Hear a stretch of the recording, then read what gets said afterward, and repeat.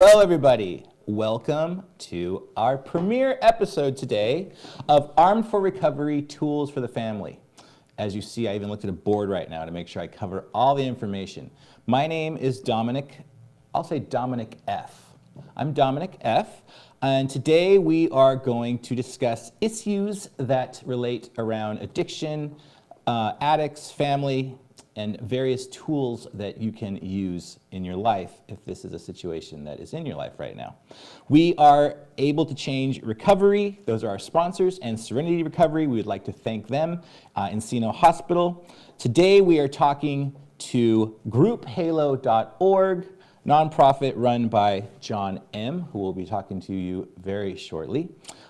Today we are specifically focusing on a program called the Bag of Hope that John has created, and it's very exciting. You can comment live with us now, and I will be looking at it on this phone here because we are Facebook Live.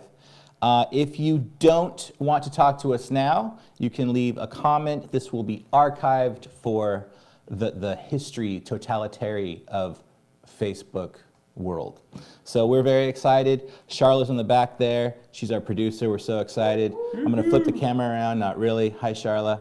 We have waters. This is like a really pro setup. So I just want you guys to know we're official. I am mic'd. John is mic'd. And this is what's happening right now. So John, thank you for coming. You're welcome. Thank you for having me host your first show. Maybe he'll have me back. We'll see how I do. John, tell us a little bit about grouphalo.org and Bag of Hope. Cool. Grouphalo.org was a nonprofit organization that's designed for education. So we looked at many different places education are being done. We started with the idea of running an education program teaching people who've completed their first basis of recovery and then need to begin learning life skills. Okay. Then we looked at recovery rates, relapse rates, my personal story, and we decided we're going to start with the families and loved ones before we start with the addicts. Okay, so let's back up. So there's a family member who's a drug addict. Yep. They want help. They go to a rehab or some kind of program. Yep. For 30 days, 60 days, 90 days, 6 months, whatever that time is. Mm-hmm. Meanwhile, the family's at home. They're happy their loved one's getting help. They're living their life. They're trusting that everything's going well, and then their addict comes home, and this is what we're talking about. After the addict comes home from rehab or a program, how can we as family members help them and support their sobriety? And what we're finding and what you found is it's trickier than we thought. So today we're going to talk about do's and don'ts and things of that nature. Absolutely. Right? Okay. And on this show every Monday, we're going to bring on medical specialists. We're going to bring authors of books where you can tune in here every Monday and learn absolutely everything you do while your family's in recovery, while your loved one's in there, what you need to do to be prepared if you're bringing them back home. And basically what we found in our research is 20 to 30% of relapses within 90 days after completing a recovery program are because families don't have the tools and they don't understand the illness. Got it. That's our goal. Up to now, what are the usual resources family members have? I know there's Al-Anon. We have Al-Anon. You have a lot of Celebrate Recovery has a program. You go in and... that's for family members a little bit. Well, what you do is you go into Celebrate Recovery and they call us codependent. Right. So we go in as Which codependent, is probably true. Which is very true. The funny thing is what they refer to us as in the industry, meaning the addicts, they call us normies. Right. So the funny thing is when you try to get involved in a program, we brought it up on our alumni program, they called it double dipping, had never heard the term before. And that's people going through their 12-step programs, their acts through recovery, plus they're also that same type of personality where they're enabling. Got it. So it gets a little complicated. You tend to feel uncomfortable at some of those programs because you're not quite sure if you feel. Al-Anon's a great place to go for support. There's a lot of great support groups. I don't know that life was designed to feel comfortable. Maybe uncomfortable is a good feeling, That's but right. I understand what you're saying. Yes. It might not be the easiest way to engage and learn how to reconnect with your sober family member now. Absolutely. And help them. Okay. So Group Halo is specifically for family members, not the addict necessarily. We're for the moms, the focusing- dads, and you have a story pretty much why don't you tell us? How I got here. There we go. Yeah. Yeah. So for me, it was I met the love of my life. Congratulations. Yeah, really, really lucky. I knew she had a son. I knew her son had been in trouble. We talked about it. We dated for about a year. How old was her son at the time? Teenager, adult? 22, 23. Got it. Knew he had a drug addiction problem. But other than me dealing with it, my sister had a drug addiction problem, but she was in another state. I was never really involved in it. So I thought, well, how hard could this be? So I took it like everybody else. Okay. So typically, if you don't have the disease of addiction, you assume everybody's like you and you did drugs, maybe experimented, never want to admit you did a little marijuana, but you made a decision, okay, I'm stopping, and you were able chemically, mentally just to stop. Yeah. So you assume anybody who has an addiction has made a choice to be an addict. So we tend to treat them like that. Like, you've made this choice. Not a great choice, don't know why you keep choosing it, but it is what you do. FYI, I'm no stranger to the fight. I've had addiction issues my entire life. I completely understand where John's coming from, and I always am surprised. I think by nature, all of us humans think that everyone kind of operates the way we do. So as I'm listening to you, I completely realize that our addict brain is very different than a normie brain. Yes. So I do understand. And man, wouldn't that be awesome if we could just not overdo it, you know? Just kind of let it go. I mean, it's so foreign to me, but I totally track what you're saying. So when was her son already dealing with the problem, or was he in the solution when you met him? Was he part of a program, or was he actively a drug addict when you first met him? Like, how did that all go down? So this is where I really experienced perhaps what my mother experienced with my sister. Okay. The anguish, the pain, the praying because you don't know where they're at. Was your sister older or younger? Younger. Okay. 4 years younger than I. And it's just you and her? Yep. Okay. So she's praying for him. I got her an Al-Anon. We're trying to connect and look for solutions. Everything we found was a support group. What was your sister's drug of choice? She was, and I only know this now, meth. She struggled a lot with mental illness that we learned on later on. That hers was really masking mental illness. She would get drugs from the doctor. She would overdo them. She wouldn't pay attention, mix the prescriptions to see what felt the best. And basically, it's just that people begin to try to self-medicate. Forgive me if I go on a little bit of tangents. Did you notice that growing up? Was she different? In hindsight, can you see that why, like the addictive part of her, or the hurt, or the pain? I mean, how close were you guys? What comes up for you?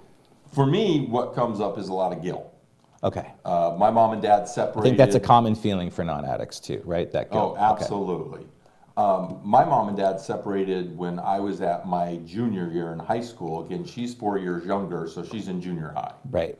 I graduate high school, not quite sure what just happened in the family structure. And what was your high school experience? Were you like an athlete? Were you just kept to yourself? You weren't a party animal, right? Or you were, and it just didn't have the same. Were you similar to your sister?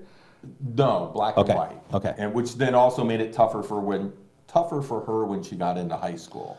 So for me, on the football team, on the track team, okay.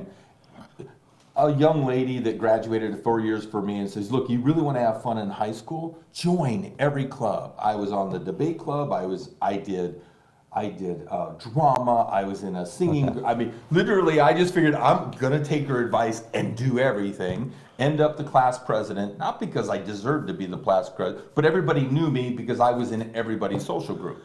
Okay. And unfortunately, I stumbled into the pot smokers and drinkers social group now and then too, because I wanted to be in all the clubs. Right, but that didn't affect you. It wasn't something that for you was problematic. Exactly. I'm not going to put a judgment on it. No. For addicts, it's our devil. But I completely understand that the rest of the world can engage and have fun, with it's very different. These it's very things. different. So for me then, got out of high school, didn't see an opportunity of getting to college, so I thought, okay, how do I get to school? I'm going to join the Marine Corps. They'll pay for everything. Got it. I'm going to be in San Diego. I'm not going to be in Nebraska. Okay, I'll sign up. Free ticket. And for me, I sort of checked out of the family. And your brain works very differently than your sister's, I can tell. You're very like, all right, well, if I can't do this, I'll do this. Your brain just kind of like puts you to the next logical step. That's how I got here. But your sister was very different. Your Very sister did different. not operate that way at all. I don't imagine she was class president. I'm not putting. So what was she like in high school? What was her? Introvert. Right. We had several conversations on the phone. Why was out here in California. Of I don't know what to do. Oh, you're John's sister. Oh, you're So she had this overdraft of that, which wasn't helping somebody without great self-esteem anyway. Right. So I'm like, no, just say no. I'm absolutely not. He's my brother. So So- she, I think, struggled a lot, and then struggled a lot with the divorce. My mom took Right. off. My dad was raising the kids. Oh, that's interesting. Yeah. Oh, wow. So, So your dad was there, but mom Yes. mom wasn't Mom took there off. for this time. yeah. So your sister, oh wow, I do like to kind of track why addiction is such it's beautiful in some ways. I look at it as a yearning for a spiritual connection to yourself and to the world and those around you. So and empathy is something that I really try to cultivate in my life. So seeing that part of your sister, that must have been really hard. Yeah. So you dealt with it your way, right? You just kind of like, however you deal with yourself. I ran. So if we're honest about it, I ran. okay, great, that's fine. So then when are we at the time when you're dealing with your sister? You said your mom actually dealt with it. So your mom came back in the picture. So mom moved to Atlanta. My sister was, I think, then beginning to really struggle with some mental illness. Followed my mom, trying to get that. Why did my mom leave me back? And when she was in Atlanta is when she, I think, really started getting involved in the drugs. And then how old was she when she started? When you were involved and your mom was involved in recovery? In her 20s? Yeah, she was mid-20s probably before she started attempting to think, okay, I need help. Okay. Got married. I believe the gentleman she married was sort of, okay, let's help you. The perfect enabler. I'm going to marry this addict so I can fix them. Sure. He struggled with that for quite some time. So.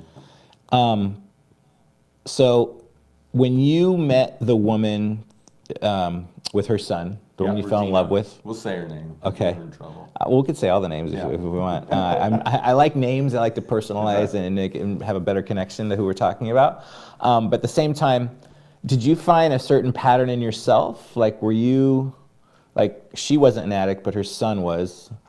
I don't think we need to go, that probably is not making sense. I think probably the bottom line is there's an addict in everyone's family, so it's not necessarily something that we can avoid or should want to avoid. As we work with a lot of people in the addiction, you even hear someone, no, I was from a house full of normies, but my dad could really hold his liquor. And then when you see the amount of liquor dad or mom were drinking, you're like, well, based upon the American Association of Psychology, they are an addict. I think my dad passed away when I was 20, so over 20 years ago. He was probably manic depressive. He had pill prescriptions for a botched surgery, so he hid it. I mean, I don't even know that he would have labeled himself that way, but in hindsight, I think it was very tricky in the 70s and 80s to kind of figure out what was happening. It was very black and white, and we realize now how complicated it is. So that's what we're unpacking, are these complications of addiction. But again, I want to make sure I don't want to get too off track with you. Okay. We're focusing though on what happens when the addict comes home. Yep. And how you as a parent, sibling, friend, wherever you are in this person's life, can best serve them. Absolutely. And don't. But what happens, you're saying, is when someone comes home from recovery, they have sobriety, right? The first day, they're happy. They are sober. They're sober. They're not necessarily transformed. It's a long road. Yes. And the rehab will go to a certain point, but then at some point they're back in the world. Yes. And what happened with your son, basically? So I'm the guy who as you said, it keeps moving forward every time I run into difficulties. Right. So I watched him go in and out of jail, in and out of recovery centers. He was at a terrific program the courts do, where instead of sending you back to jail, we're going to put you in 6 months of court-ordered rehab. So what was the time? What was the years? Was it like over 5 years, over 2 years, over 10 years? Unfortunately, he started the addiction with a family member of his at about 13. Okay. He was 25, 24. How old were you when you met him? Before he became sober. How old were you when you met him? I met him 7 years ago when I met his wife. So how old was he? His mom. Great. My wife. How old was he? 7. Now you're making me do math. I am. I'm sorry. 20 is when we were visiting. Okay, so he was okay. Oh, really? So when you God, yeah. We were going to jails every weekend. I'm trying to support Regina. Like, I'm going to be with you. Let's figure this out. So the pattern was he'd go to rehab, he'd come out, regardless of his best intentions, he'd use again, hide it, and something would happen in a criminal. Then he'd go to rehab. So then he ends up on parole. So no matter what you do, when you run into a cop, you violated parole, so you're back in jail. The worst thing that I found is because I didn't understand addiction, I was a minimum, and I don't know psychologically, but physically, I was a minimum of 2 of his relapses. All right, so let's talk about the ways that we enable addicts when they. So what happened? So yeah, what went wrong? What were some of those times? We're literally every Thursday we're at the Phoenix house with him. We're doing family counseling. He's doing counseling. Right. It's 6 months. He's out, and we're thinking, I'm like most parents. Oh, great! They fixed him. Not realizing this recovery is a lifelong process. And if we look at a lot of things that we try to change in our lives, it's the same thing. Yeah. But we look at this addiction like my kid broke his leg. Yeah, it was really bad. He was in the hospital for 6 months. He's back. He's fixed. And because they're not really fixed, they're looking to get their next fixed. So he's like, John, you married my mom, and I'd really like to bond. So, maybe we get a couple beers and bond over that. What do you think that was? So it was his idea to get a beer with you? Yeah. I didn't know because I thought he was heroin and meth. Beer would be no problem. So that made sense to me because I don't have an addictive mom. So I'm running out the door to go get a six-pack because I'm going to bond with this kid. This is going to be a great new part of my family, And yeah, and I think it's tricky because I remember one time with sobriety, I had a drug addiction. So in my brain, that beer was okay too. And someone like you is amazing because it's like, oh, maybe John can know me in a different way. Yes. I can't do this with my old addict friends or with my family members who've seen me. They're just going to be terrified. But John I think what I'm saying is the addict in his heart has this good intention that somehow maybe he is fixed. Maybe he can just have a beer. And they do believe that. I was just trying to cut off the fact like they're looking for their next fix. It's so subconscious. Yep. I know it starts with that beer. They're like, I can handle a beer. I'm not going to start shooting heroin again. And we always do look for someone like you because it's a chance to start again with someone new. Because if it could work this time, then awesome. I'm just a 2 beer a day drinker. Yeah. And I'm a new guy, and this guy doesn't know. And I'm really not an addict, right? Yep. So I'll give him the benefit of the doubt, but you're saying that's the whole point. Very quickly, you saw him decline. Rapidly. Within weeks, he's back to probably days. The next drug, the next drug, the next drug, the next drug. I was also a single dad at that point, so my daughter was in the house now being exposed to it. Now I'm going to have to be the ultra bad guy and kick him out of the house. Yeah, there's nothing really fun about when we're in our addiction. So yeah, and for me, what lucked out before I had to kick him out of the house, he got in a bad car accident. Surprising he actually even lived through it, and that was back in jail. And then you and Regina just feel, what do you feel? I'm not going to assume. You're devastated. You don't understand why somebody would continually make a choice like this that is so difficult for them.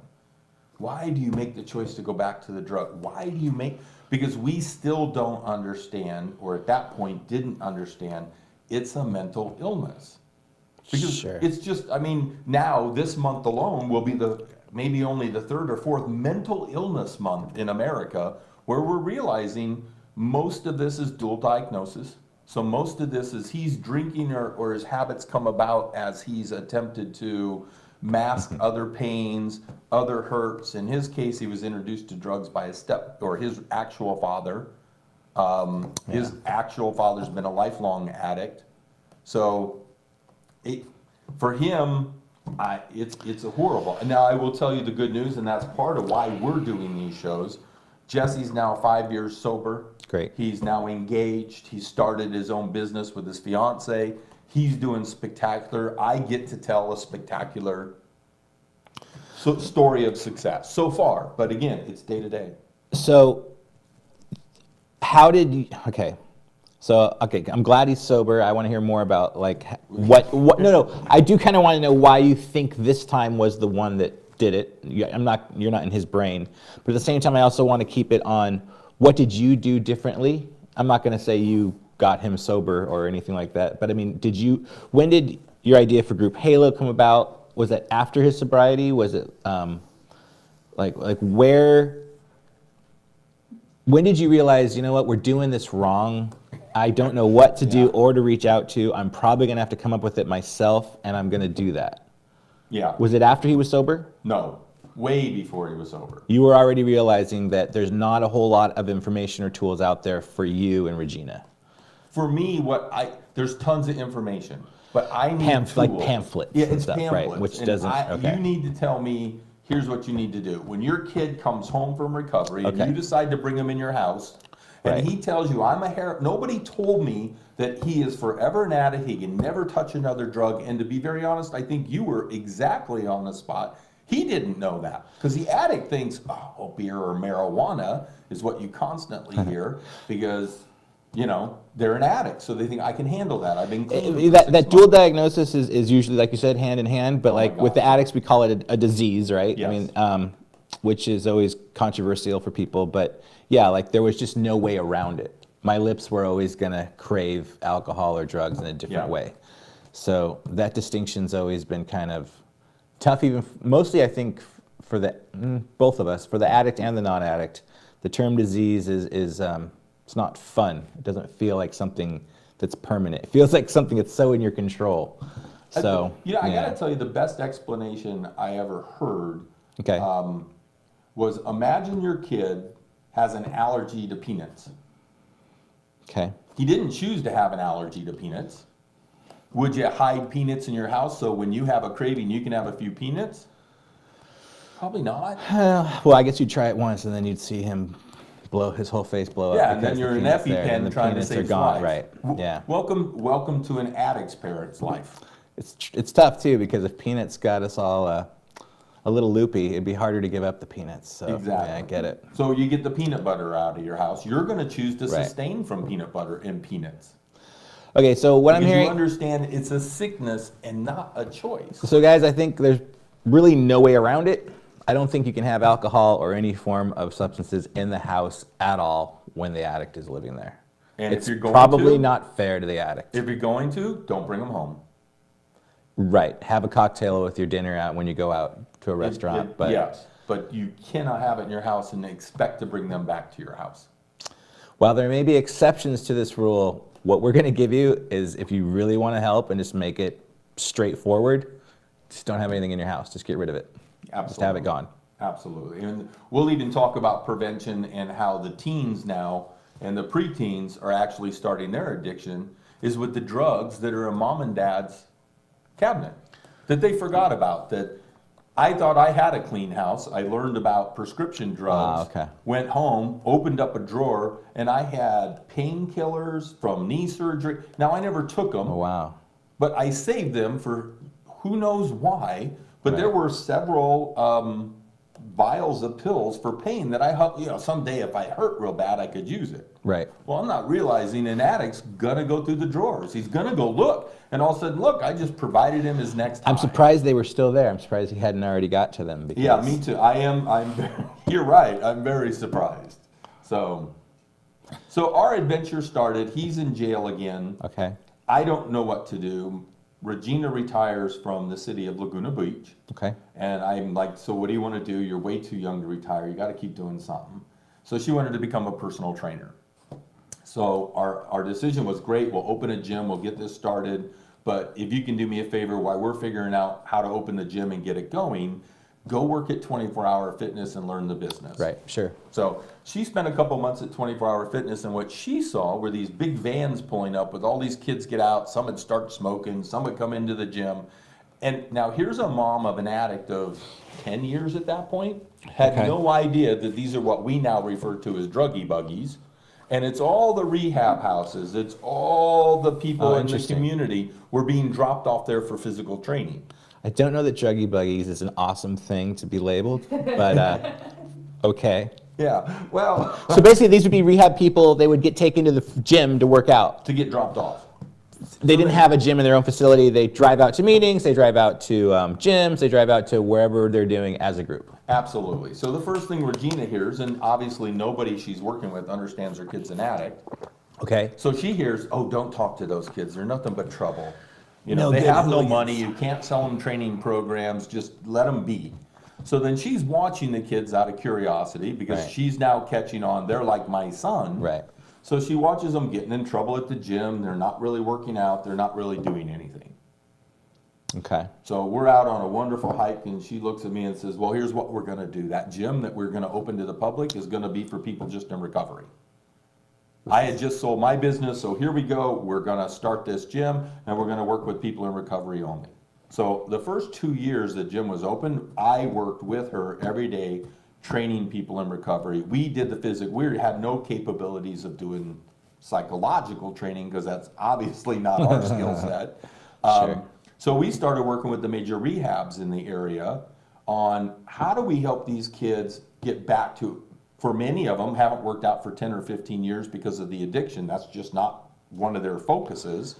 So how do we get them physically moving again? It's a big part of getting their frontal cortex fired back up because that goes dead while you're in your addiction. And if you can put an addict in the right direction, we are very good. We are very motivated and we are very disciplined and we will work out every day like our addiction. Yes, that is they the are, beautiful too. part of it, right? If you can put us in the right places, they'll get addicted to that working out, right? Absolutely, because they get in there and that serotonin gets released and all of a sudden they're like, I'm feeling good. And then it's sort of, you got to bring them back a little bit so they don't go crazy. Also, I think it's a beautiful thing that your wife came up with that on the hike.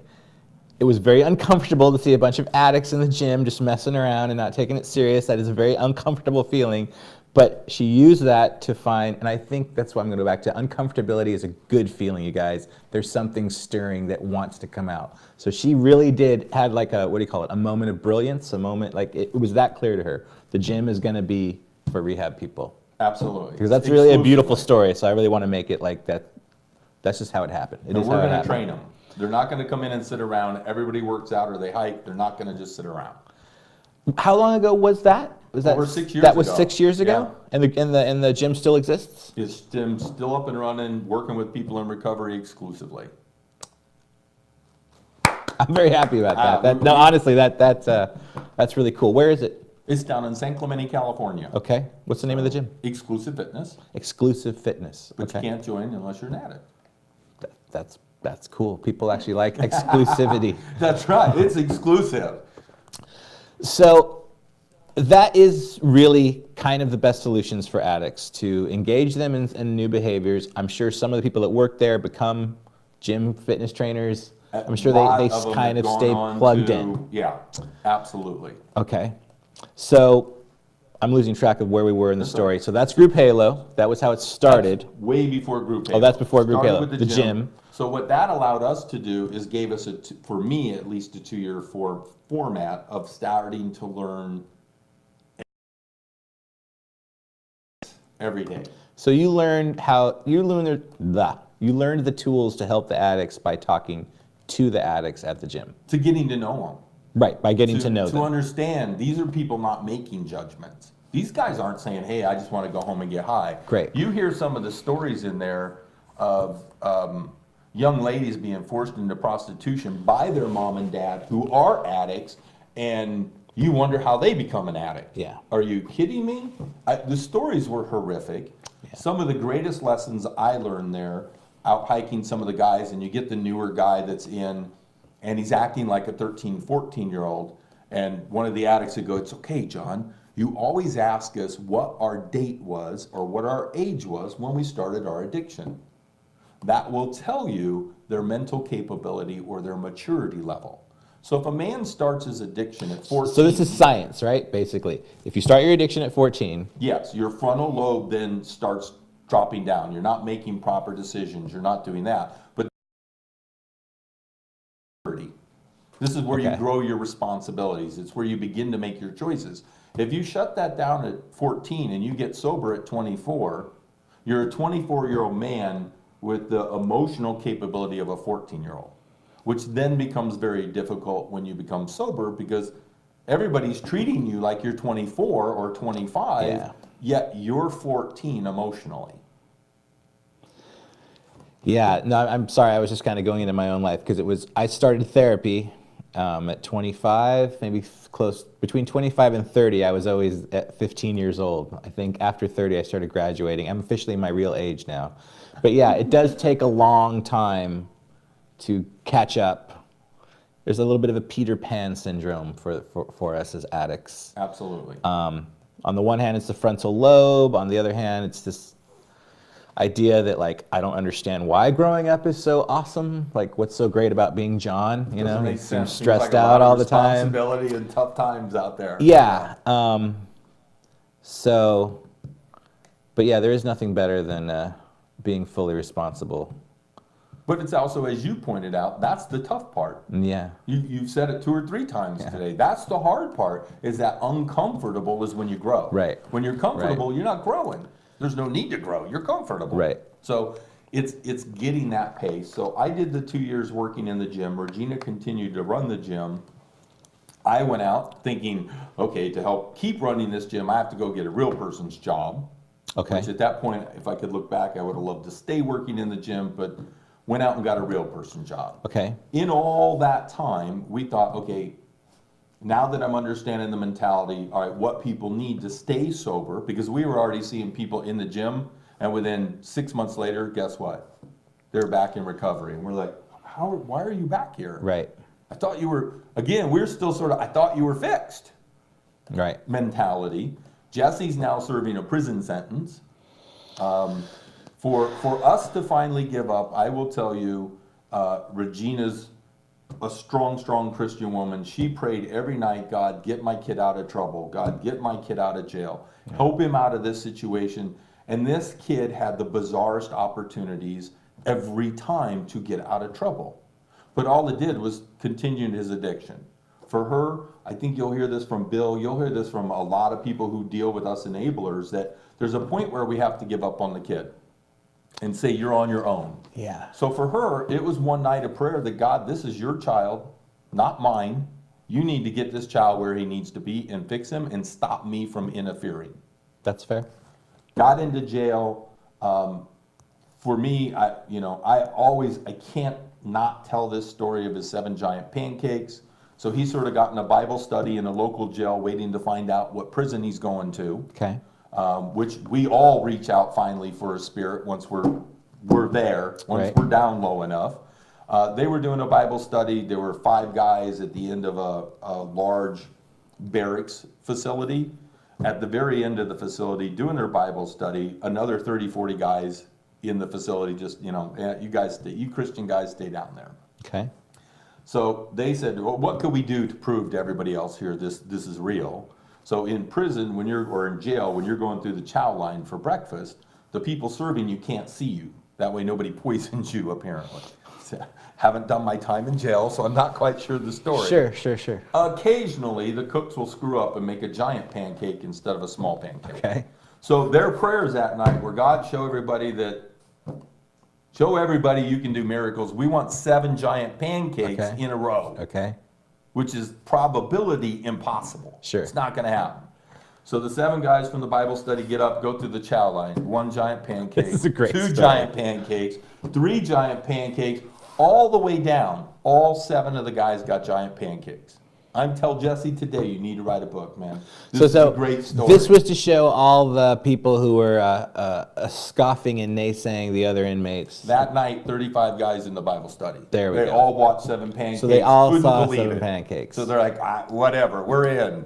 So that was great. So for him, Didn't they just tell one of the guys to give him 7 pancakes and like give him a 20? You don't know who's working in that chow hall. I know, I'm just kidding. Otherwise, you'd be knocking off the guy you don't like. So that was his, what do they call it? The moment of clarity for him. From this point forward, it worked. That was his point. That was of his sobriety. identifying there's a higher power. Okay. Now that he's identified he's got a higher power, he can't do this on his own. He needs somebody else to help him do it. He's now clarified to himself. Right. Nobody could do this for him. Right. But he's still facing 7 years in prison. Yeah. So now he's doing time at a local jail. He's lucky enough through some other crazy stories like this, he gets selected and ends up in fire camp. So Right. he goes to work for CAL FIRE. For him, that was his next evolution because he's going to go through a military-style boot camp.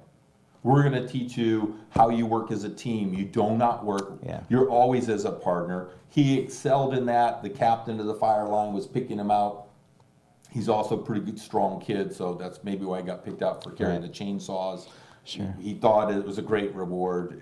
I think they were just getting him to carry the heavy stuff. That's fair. So he was out fighting the fires, and I honestly, I'm not a judge. I'm not an attorney. I'm not even a professional in the recovery industry. Right. Prop 46 or Prop 36 or one of the props came out, and it turned all of his felonies into misdemeanors. So he this was, so before it was like a 3 strikes you're out kind of thing with drug addicts. So this was at the point where they were offering Yep. opportunities that weren't there before. Yep. So literally, he's out of jail. He's out of prison. They pull him out of prison. Okay, so instead of doing 7 years, what was it, 2 years? So you're 2 years about? Okay. Yeah, 2. Okay. So now So, he's coming home. Right. But now we think we're prepared. We're beginning to be prepared. Okay. So the first thing we do is we know he's still in, I don't need to go to meetings. He's still in these, I don't he need to is. work the program. I'm Interesting. better. I've been sober for 2 years now, so I'm Okay. better. okay. But we know that doesn't work. But he did have an active faith still He with did Christianity. Very much so. Very much so. Okay. But not once. So, you know, when you're in the pit, it's easy to love God and look for God. But as soon as you're out of Sure. the pit, Right. Yeah. my pain's not so strong Right. at that Right. point. Right. So you begin to drift away. But we had the gym, so we got him become a trainer down at the gym. Okay. So the best thing for him, even though he wasn't working the program the way we would have loved to see him work the program, Right. he's not ours. He's yours, God. It's just you show us what to show him. Okay. He became a trainer at the gym, Okay. and his life rapidly transformed. Physically, mentally, he'd already come home strong. Now he's in the gym every day. Okay. He's working with 40 to 50 addicts every day. It was a great time for his mom and him to rebuild their relationship because he's sober and he's this remarkable guy. And I'm sure every parent out there with a child who's an addict knows when they're sober, they're these phenomenal, remarkable people. And you're like, oh my God, you're amazing. Yeah. And that's been hidden for so long. Sure. You almost forget it. I met the kid, I'm like, it's not even the same kid. Right. Yeah. So he's worked at the gym since the day he got out of prison, worked with 40, 50 people, and that became his program. And then as he was ready to go his next steps, he started working a program at Celebrate Recovery, where it's the 12-step type program.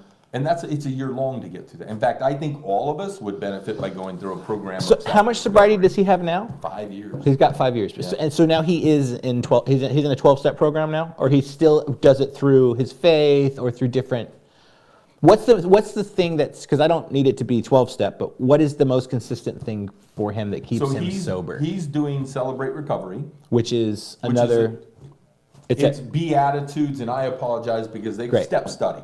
okay, sure. So they call it a step study. Sure. So he completed his step study. He's now completed a leadership course. And now cool. every Thursday night, he's teaching to 25 other men Got it. Okay. how to go through the steps.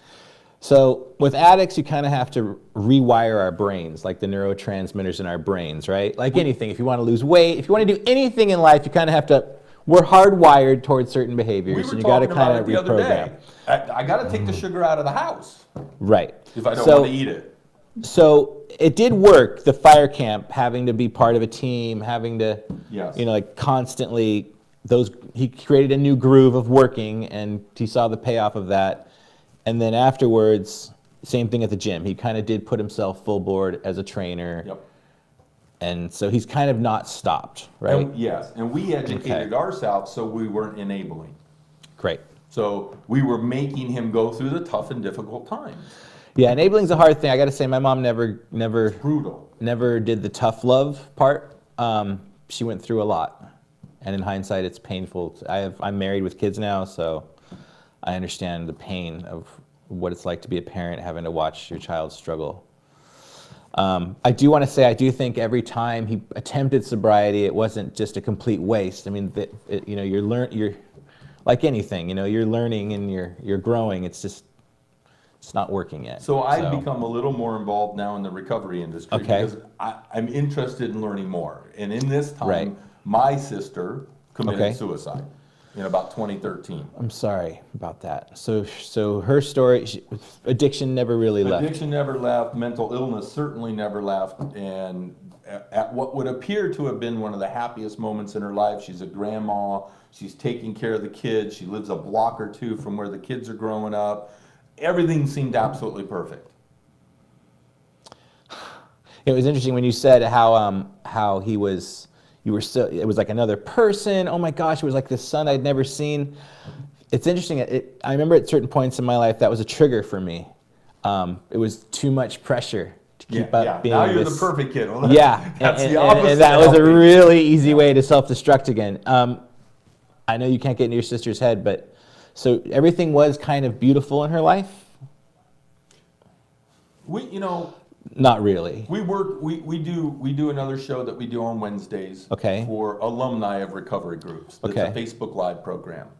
And me just listening to the testimonies there, we all wear a mask, whether we want to admit it or not. We wear a public mask, and sometimes we don't even take that mask all the way off for our mates. Never take off your mask. Don't take your mask off. But no, I get it. Right. So I think you're right. As you're appearing perfect, you put that mask back on. And I think she had a mask on that maybe was hiding the mental illness that she didn't want her grandkids to see, that she didn't want the world to see. She wanted to feel better. And I think at nights when she went home and took that mask off, the demons never left, and she never got a chance to deal with the demons. Sorry, man. That's my nightmare, is something like that happening. Yeah. And it's your sister, and that's not easy for you either. Yeah. So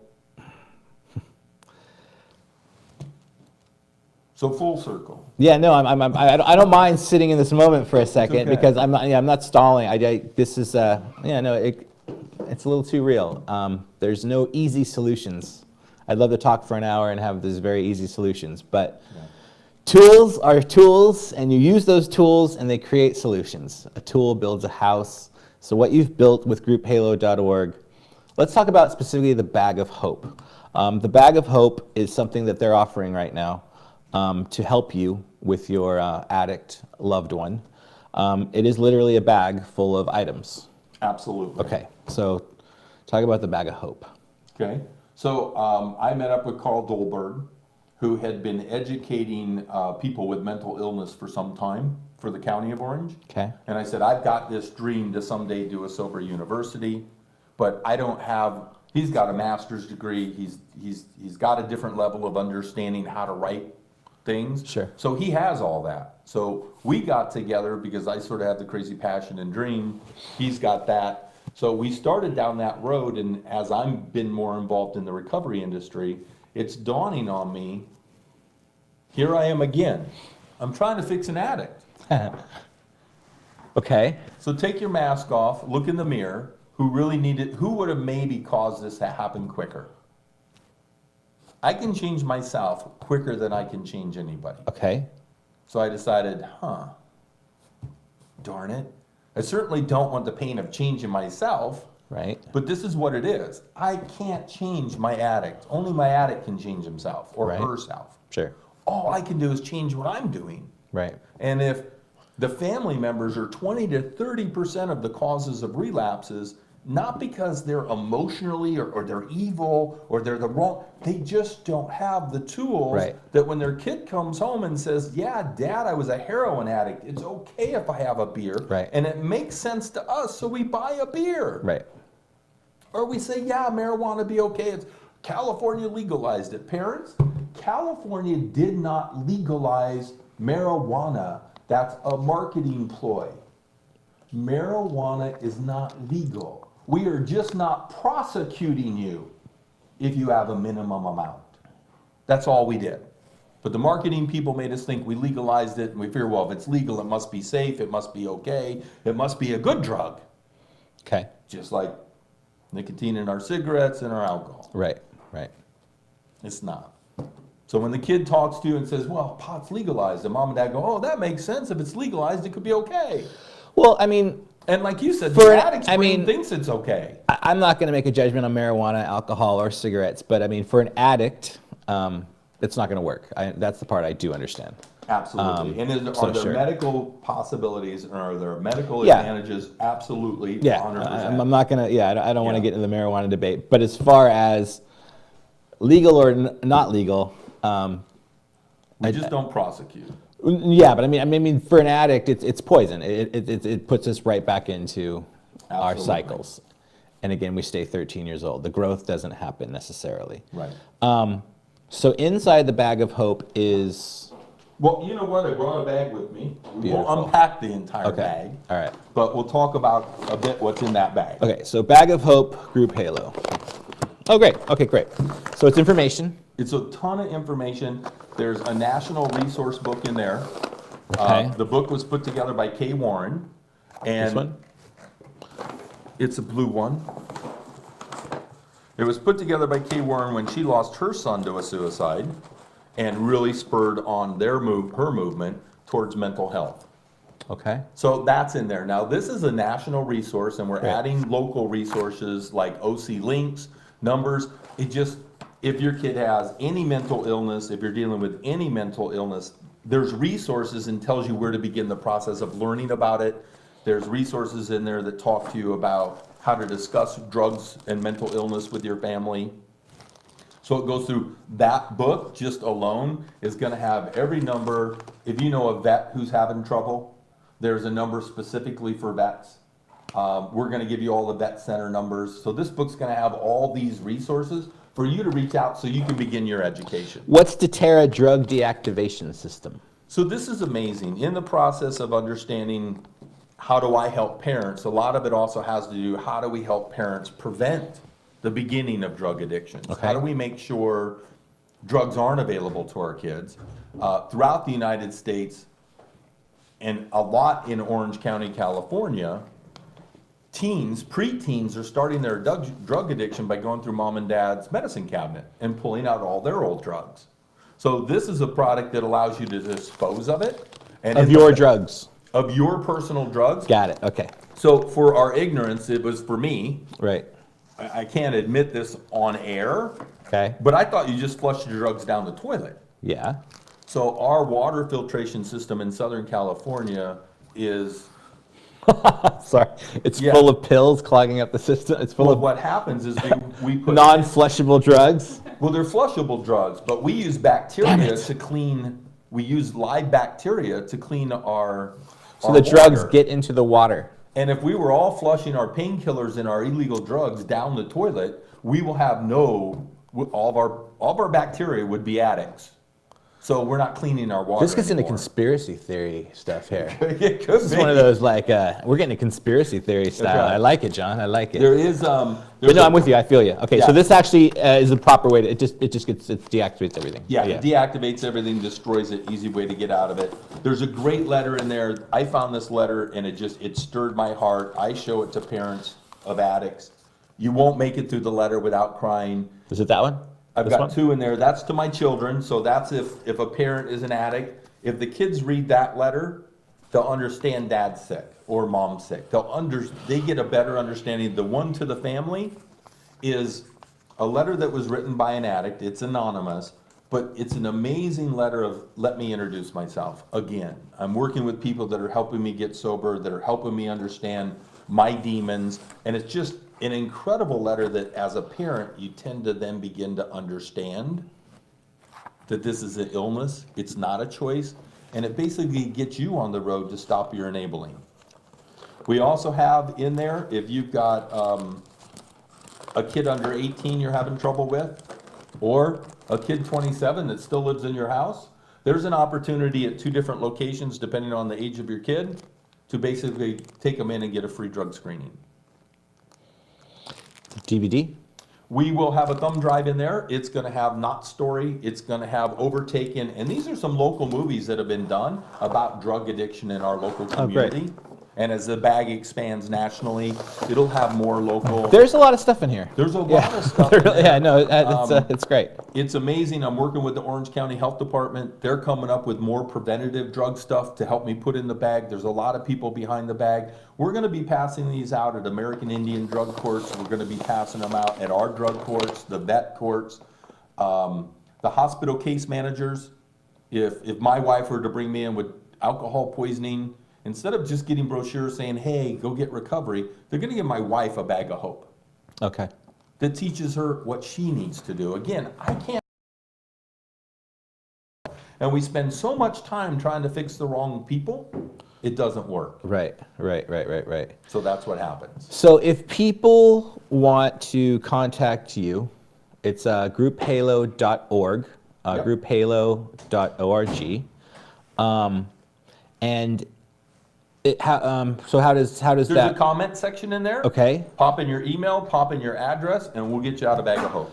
Get you out a bag of hope. I'm imagining you can leave questions too and things of that nature. Absolutely can leave questions. You can ask for more advice. We will help you.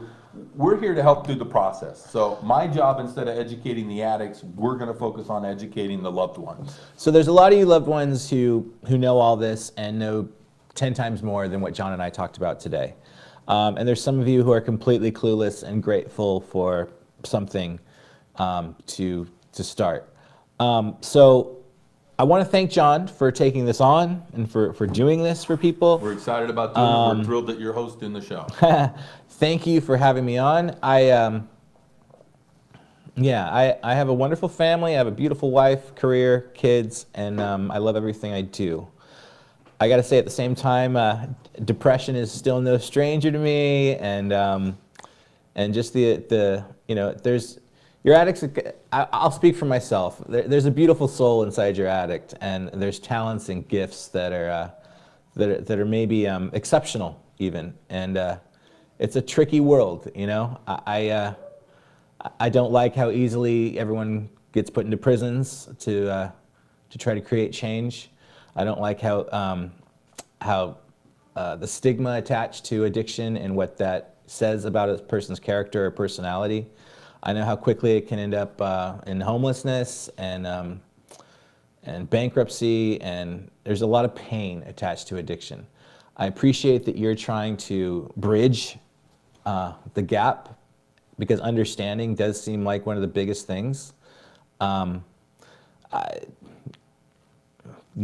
So for the addicts out there watching, there's people who see you, and for the people struggling with addicts, there's people who really see you and understand you. So by no means are there any solutions offered today, but this is a tool. It's called grouphalo.org. This is John M. Thank you for coming in today. If I missed anything, we can keep talking. I don't know if you've been commenting. Those comments can get answered too. John or I can answer them. We want to thank again Able to Change Recovery and Serenity Recovery in Encino Hospital. You were just going to say? Armed for Recovery, Tools for the Family. We'll be here every Friday at 10 a.m. live. It'll be back on Group Halo's Facebook page, so you can always come in and catch anything you didn't get a hold of. And remember, that's Pacific Standard Time. So every week we'll have a family member possibly, or a mental health professional, We're gonna bring you in. Well, who are the exciting guests that we can expect to have in the upcoming weeks, John? So it's great. We've got one of the authors of the book in here called Jim Savage. He has a book called Rehab Works. And that book is about what parents need to do as their kids are going through rehab. He even has the day your kid checks into rehab and I'm sorry, I always say kids because of the mental processes. So the moment your loved one checks into rehab, there's an online course that'll teach you all the terminology you're going to hear from them as they're going through their recovery. You're really going to get educated the same time they do. So he'll be a guest on the show. Great. We've got Bill who wrote a book. They're coming on, and we're use the expression bridge. They came up with the term enableism, and they talk about bringing that bridge of the addict and the family back together to help create the healing. We've got parents who are going to come in, and there's some horrifying stories out there. There's some parents who have lost kids. We're going to have some of those people in here telling you their stories. So hopefully you can figure out, is there a way you can avoid that story? In some cases, there's not. And then we're going to have actual clinical psychologists coming back in and talking about and unpacking that so you understand your tools and what you can take away from it. So when your kid tells you drugs are okay, that's not my drug of choice, so I can have beer, I can have marijuana, I could have this, you understand to say no. There's no easy solutions. Rehabs do work, but the recidivism rate for any addict in addiction is just far too high for my liking. There's a lot of alternative ways to get sober. We can explore those too. But at the same time, I think the bottom line is that the amount of love that you can show and connect to your addict, it's really, at the end of the day, it's kind of a family thing too. I mean, it's the addict's own issue, but it's a family thing. They're gonna need your help. The more similarities you can see with your addict instead of differences, the easier it's gonna be to connect. The more you work on yourself, like John said, keeping your own side of the sidewalk clean is an expression they use, but the more you can look inside yourself and see who you are. Being an enabler is not, I don't know if it's a disease or if it's something you can change, but it's definitely something like an addict you can arrest and stop and be willing to do what is gonna really work. Thank you, Mom, for never giving up on me. At the same time, if you had, I would have understood. So, but yeah, I wish your son the best, and thank blessings to Regina, and thank you again. Thank you, Charla, for having us here today. Is there anything else I should cover before we sign off, or anything else you want to say? That's it. We'll see him every week. Thanks for having us and listening to us. And again, this will be around for a long time. And when you watch it, I hope it helps your life. Thanks. Thank you, guys. Thanks, John. Thanks.